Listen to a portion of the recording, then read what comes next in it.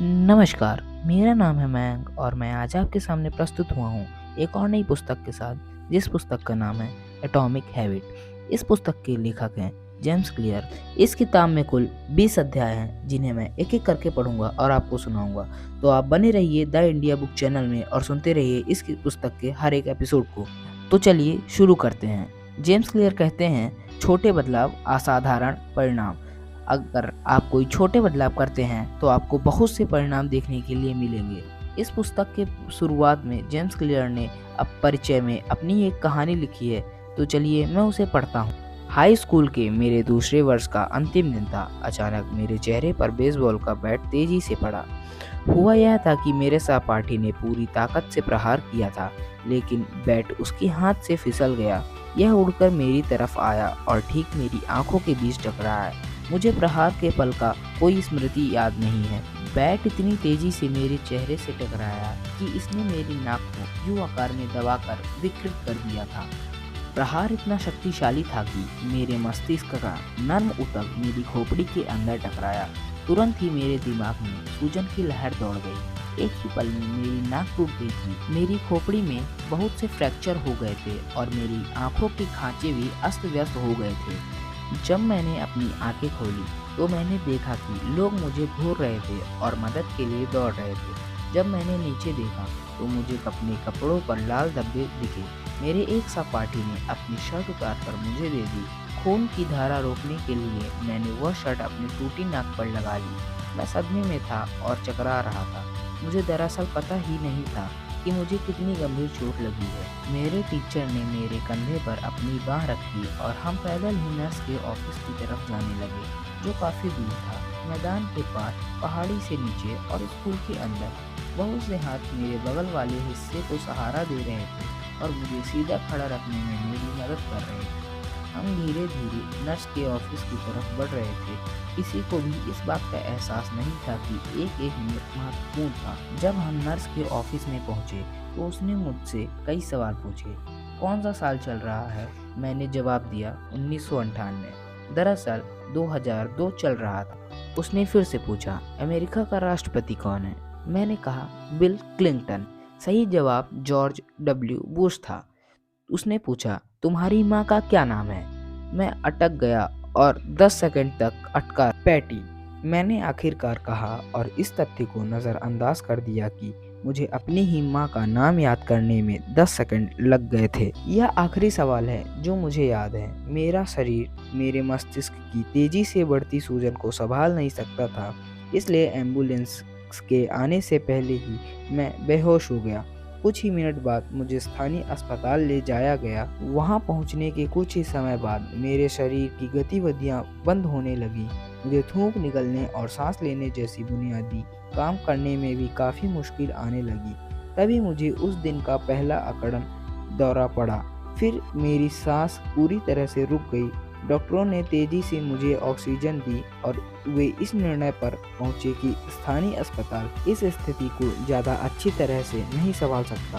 उन्होंने एक हेलीकॉप्टर बुलवाया ताकि मुझे सिनसिनाटी के ज़्यादा बड़े हॉस्पिटल में पहुंचाया जा सके। मुझे स्ट्रेचर पर लेटाकर इमरजेंसी रूम के दरवाजे से बाहर निकाला गया। हेलीकॉप्टर सड़क के पार खड़ा था। ऊबड़ खाबड़ फुटपाथ पर स्ट्रेचर आवाज़ कर रही थी जब एक नर्स मुझे धक्का दे रही थी और दूसरी नर्स पंप से मुझे सांस दे रही थी। कुछ ही पल पहले मेरी माँ अस्पताल आ गई थी और वे भी मेरे साथ हेलीकॉप्टर में चढ़ गई। मैं बेहोश था और अपने दम पर सांस नहीं ले पा रहा था, लेकिन वे पूरी यात्रा में मेरा हाथ थामे रही। जब मेरी माँ मेरे साथ हेलीकॉप्टर में थी तो पिताजी घर पर मेरे भाई बहन से मिलने और उन्हें यह खबर देने गए। उन्होंने अपने आंसुओं पर काबू करते हुए मेरी बहन को बताया कि वे उस रात उसकी 8वीं ग्रेड की ग्रेजुएशन सेरेमनी में शामिल नहीं हो पाएंगे। फिर उन्होंने मेरे भाई बहनों को परिवार वालों और मित्रों के हवाले किया। इसके बाद वे कार से मेरे और माँ के पास सिनसिनाटी पहुँचे। जब माँ और मैं अस्पताल की छत पर उतरे तो लगभग 20 डॉक्टरों और नर्सों की टीम हेलीपैड पर तेजी से आई और मुझे स्ट्रेचर पर लेटाकर ट्रॉमा यूनिट के अंदर ले गई। इस समय तक मेरे मस्तिष्क की सूजन इतनी गंभीर हो चुकी थी कि मुझे ट्रॉमा के बाद वाले अकड़न के दौरे लगातार पड़ रहे थे। मेरी टूटी हड्डियों को सही करने की ज़रूरत थी, लेकिन मैं ऑपरेशन करने की स्थिति में नहीं था।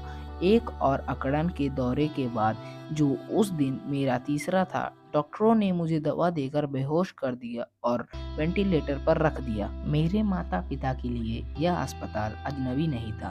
10 साल पहले भी वे इसी अस्पताल में आए थे, जब मेरी बहन को 3 साल की उम्र में ल्यूकेमिया हो गया था। उस वक्त मैं 5 साल का था और मेरा भाई केवल 6 महीने का था। अंत सुखद रहा, क्योंकि 2.5 साल की कीमोथेरेपी उपचार, स्पाइनल टैप्स और बोन मैरो बायोप्सीज के बाद मेरी छोटी बहन आखिरकार खुश, स्वस्थ और कैंसर मुक्त होकर अस्पताल से बाहर निकल आई। अब 10 साल के सामान्य जीवन के बाद मेरे माता पिता को फिर उसी पुरानी जगह पर आना पड़ा था, बस संतान अलग थी। जब मैं कोमा में चला गया तो अस्पताल वालों ने मेरी माता पिता को ढाढ़स देने के लिए एक पादरी और समाज सेवक को बुलवाया। यह वही पादरी थे जो उनसे 1 दशक पहले शाम को मिले थे, जब माता पिता को मेरी बहन की कैंसर का पता चला था। जब दिन रात में बदला, तब कई मशीनें मुझे जीवित रखे हुई थी। मेरे माता पिता अस्पताल के गद्दे पर बेचैनी से सोए। एक पल वे थकान से चूर होकर आंख बंद कर लेते थे, अगले ही पल वे चिंता के मारे आंखें खोल लेते थे। मेरी माँ ने मुझे बाद में बताया, यह मेरी जिंदगी की सबसे बुरी रातों में से एक थी। मेरी सेहत में सुधार। सौभाग्य से अगली सुबह तक मेरी सांस इतनी सही हो गई कि डॉक्टरों ने मुझे कोमा से बाहर निकालने का निर्णय लिया। जब मैं आखिरकार होश में आया तो मुझे पता चला कि मेरे सूंघने की क्षमता खत्म हो गई है।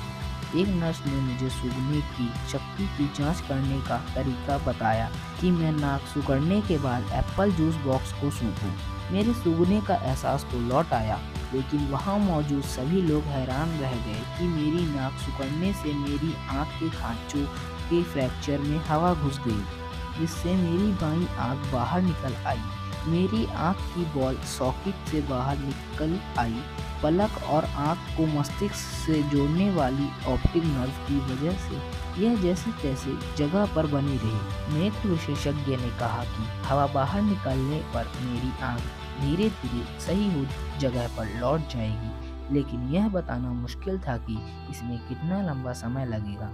मेरी सर्जरी 1 सप्ताह बाद होनी थी, जिससे मुझे ठीक होने का अतिरिक्त समय मिल रहा था।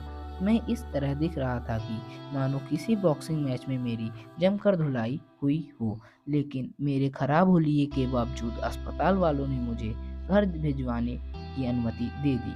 जब मैं घर लौटा तो मेरी नाक टूटी हुई थी, चेहरे के आधा दर्जन फ्रैक्चर थे और एक फूली हुई बाईं आंख थी। अगले कुछ महीने मुश्किल थे। ऐसा लग रहा था मानो मेरे जीवन की हर चीज ठहर गई हो। कई हफ्तों तक मुझे डबल विजन की समस्या रही। मैं सीधे नहीं देख सकता था। इसमें 1 महीने से ज़्यादा का समय लगा, लेकिन मेरी आंख की बॉल अत्यंत अपनी सामान्य जगह पर लौट आई।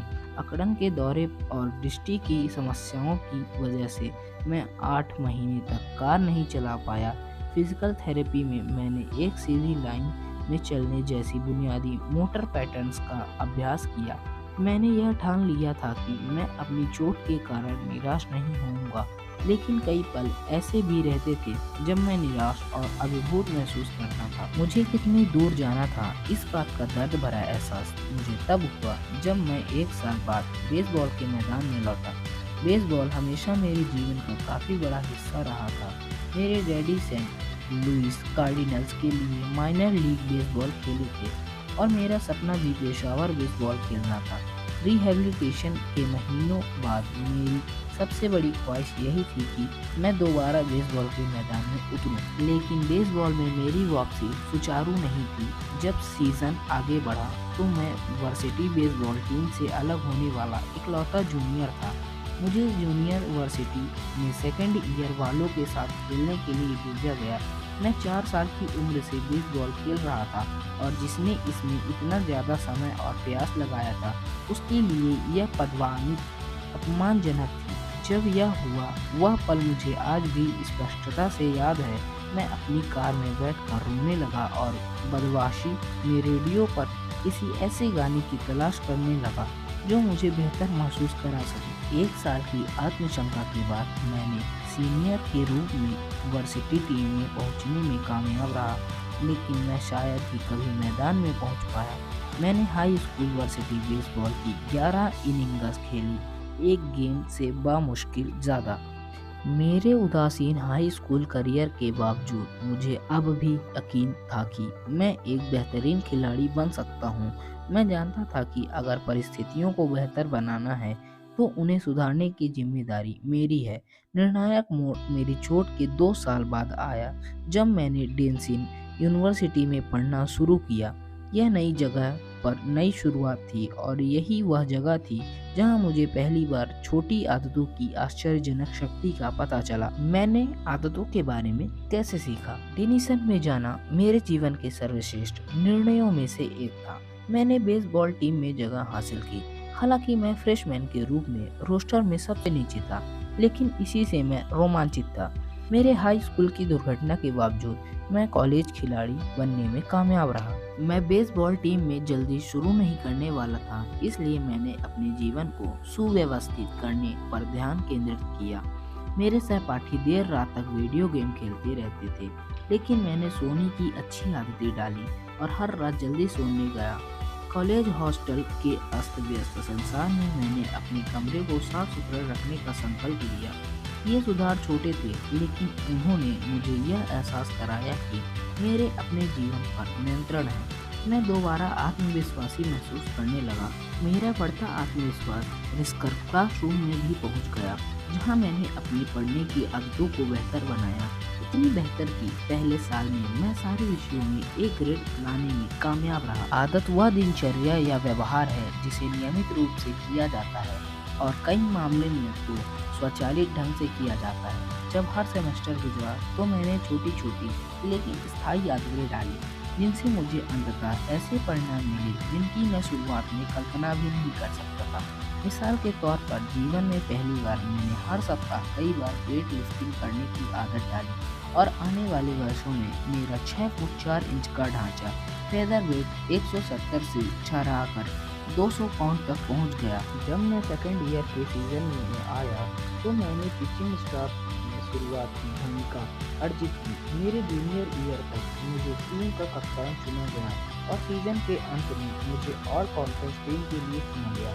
लेकिन दरअसल मेरी सोने पढ़ने और शक्ति बढ़ाने वाली आदतों ने असली पुरस्कार देना तक शुरू नहीं किया जब तक कि मैं सीनियर ईयर में नहीं पहुंच गया। जब मेरे चेहरे पर बेसबॉल बैट पड़ा था और मुझे अस्पताल ले जाकर कोमा में पहुंचाया गया था, उसके 6 साल बाद मुझे डेनसिन यूनिवर्सिटी का शीर्ष पुरुष खिलाड़ी चुना गया। यही नहीं, मुझे EASPAN academic all America team में भी शामिल किया गया। यह सम्मान पूरे देश के केवल 33 खिलाड़ियों को दिया जाता है। जब तक मेरी पढ़ाई पूरी हुई तब तक मैं 8 अलग अलग श्रेणियों में स्कूल की रिकॉर्ड बुक्स में शामिल हो चुका था। उसी साल मुझे यूनिवर्सिटी के सर्वोच्च शैक्षणिक सम्मान द प्रेसिडेंट मेडल से पुरस्कारित किया गया। अगर आपको यह डींगे हाँकने जैसा लग रहा है तो मुझे उम्मीद है कि आप मुझे माफ कर देंगे। सच कहूँ तो मेरे खेल करियर के बारे में कुछ भी ऐतिहासिक या महान नहीं है। मैं अंततः कभी पेशेवर बेसबॉल नहीं खेल पाया, लेकिन जब मैं उन वर्षों को पलट कर देखता हूँ तो मुझे एहसास होता है कि मैंने दरअसल एक ऐसी चीज़ हासिल कर ली थी जो इतनी ही दुर्लभ थी। मैं अपनी पूरी क्षमता तक पहुँच गया था और मैंने उसे साकार कर लिया था। मुझे यकीन है कि इस पुस्तक में दी गई अवधारणाएं आपकी क्षमता को साकार करने में भी मदद करेंगी। हम सभी के जीवन में चुनौतियाँ आती हैं। मेरी चोट मेरी चुनौती थी और इस अनुभव ने मुझे एक महत्वपूर्ण सबक सिखाया। पहली नज़र में जो परिवर्तन छोटे और महत्वहीन दिखते हैं, अगर आप उन्हें कई वर्षों तक करते रहें तो वे चक्रवृद्धि होकर उल्लेखनीय परिणाम देने लगेंगे। हम सभी के जीवन में भी बदलियाँ आती हैं, लेकिन लंबे समय में हमारे जीवन की गुणवत्ता अक्सर हमारे आदतों की गुणवत्ता पर निर्भर करती है। समान आदतों के आपको समान परिणाम मिलेंगे, लेकिन बेहतर आदतें हो तो कुछ भी संभव है। शायद कुछ लोगों को रातों रात अविश्वसनीय सफलता मिल जाती होगी, लेकिन जहाँ तक मेरा सवाल है, मैं ऐसे किसी व्यक्ति को नहीं जानता और निश्चित रूप से मैं उनमें से एक नहीं हूँ। कोमा से एकेडमिक ऑल अमेरिका तक की मेरी यात्रा का कोई एक महत्वपूर्ण निर्णायक पल नहीं था। ऐसे पल कई थे। यह एक क्रमिक विकास था, छोटी जीतों और छोटी छोटी सफलताओं की लंबी श्रृंखला थी। मैं जिस एकमात्र तरीके से प्रगति कर सकता था, दरअसल मेरे पास यही एकमात्र विकल्प था। वह छोटी शुरुआत वाला तरीका था। जब मैंने कुछ वर्षों बाद अपना व्यवसाय शुरू किया और इस पुस्तक पर काम शुरू किया, तब भी मैंने इसी रणनीति का इस्तेमाल किया। धन्यवाद। अगर आपको यह वीडियो अच्छी लगी हो तो वीडियो को लाइक करें और अगर आपको इसी तरीके की वीडियोस और चाहिए तो चैनल को सब्सक्राइब करें।